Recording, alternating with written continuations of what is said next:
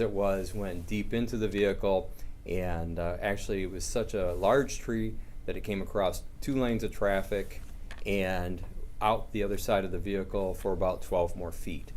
So the difficulty here is that there's really, it looks like nothing anybody could have done. Family could have not avoided this. They didn't predict that something would happen in that area at that time, and ultimately this came very suddenly and fell right behind the driver's door and across the passenger area where all the children were seated. I will try to answer a few questions. I know we've identified the children as their ages, and so you have that information. Like I said, we're doing everything we can to be cautious with information related to the family. It's an extensively large family that they may have some people that they are still trying to connect with to make sure they hear it from them. If there's any questions I can try to answer, I will. If it's something I can't answer, I'll just tell you that. What can you tell us about the property that had the tree on it, and whether there have been any reports from that property owner about that tree? No, I can tell you that it's a lot of farm area out there, and so I can't imagine that there had been any kind of reference to that tree. The roadsides are filled with very large trees in Kalamazoo County.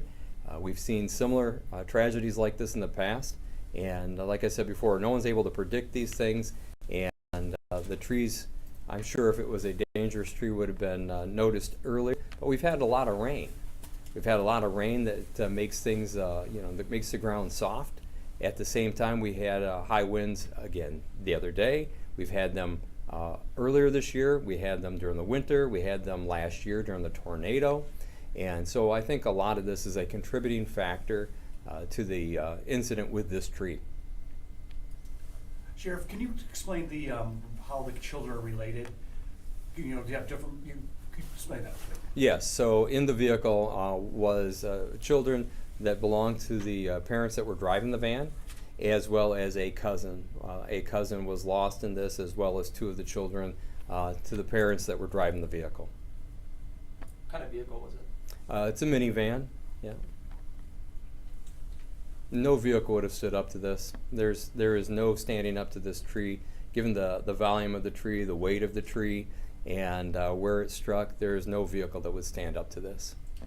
So going back to the property, I know you mentioned there was a lot of contributing factors to, the reasons why this tree could have fallen. So it doesn't seem like there's anything that could go back to the property owner, or just kind of a nature accident.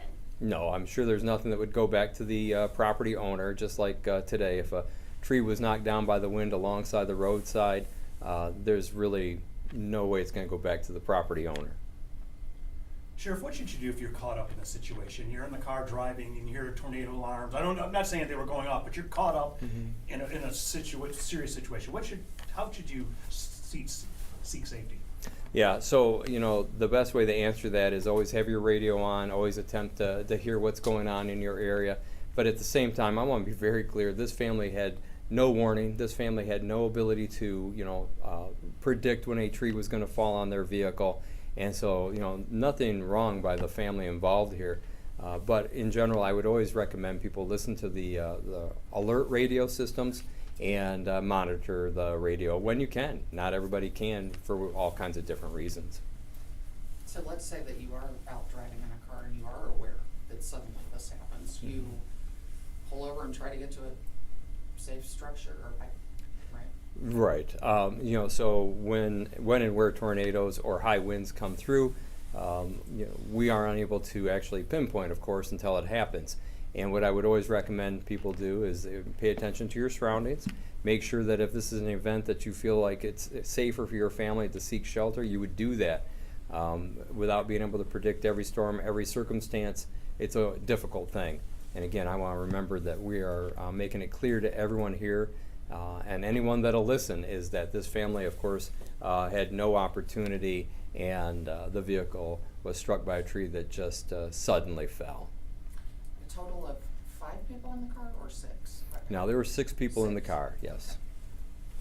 So 3 of the children, and then 2 parents, and then there was another child. There's another child that was taken to the hospital last night who is still in the hospital.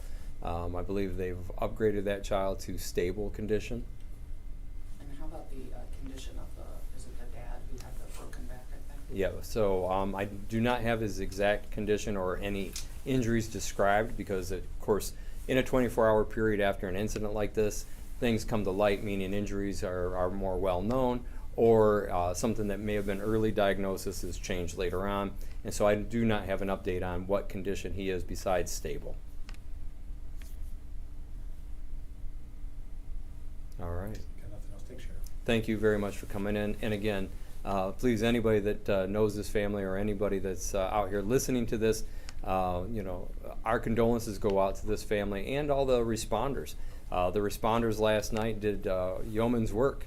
We have young deputies that were out there taking care of this family and the situation that affects them. We had our victim service unit go out last night and work with the family throughout this incident. We had our CISM team, which is a critical incident stress management team. They went out and worked with the fire personnel, the EMS personnel, and as well as the deputies and police officers. City of Kalamazoo helped out greatly last night when we could not get helicopters into the area to help move injured people due to the high winds and the storm, and the ambulances were escorted by police cars as well as blocked traffic.